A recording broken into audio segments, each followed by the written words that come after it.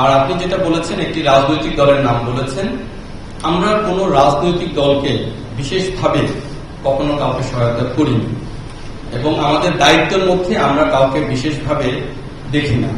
আমরা যেটা আপনারা জানেন গোপালগঞ্জ হয়েছে, এখানে ওই রাজনৈতিক দলের অনেকেরই জীবন নাশের হুমকি ছিল, তাদের জীবন বাঁচানোর জন্যই সেনাবাহিনী সহায়তা করেছে। এখানে জীবন বাঁচানোই মূল লক্ষ্য ছিল, অন্য কিছু না।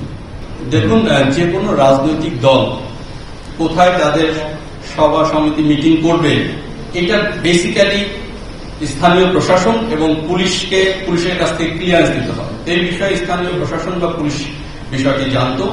আপনি যে বিষয়গুলোর অবতারণা করেছেন সে বিষয়ে আমাদের কাছে কোনো তথ্য ছিল না।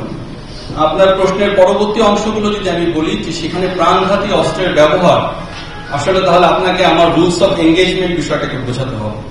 এখানে প্রাণঘাতী আমরা এখানে যে আপনারা জানেন এটা একটা অনাকাঙ্ক্ষিত একটা পরিস্থিতি ছিল, যেখানে ইট পাটকেল নিক্ষেপে শুধু করা হয়নি, এখানে আপনার ককটেল নিক্ষেপ করা হয়েছে।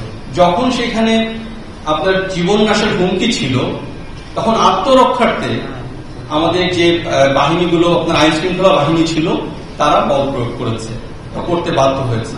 এখানে প্রাণঘাতী কোনো অস্ত্রের ব্যবহার করা হয়নি। ধন্যবাদ।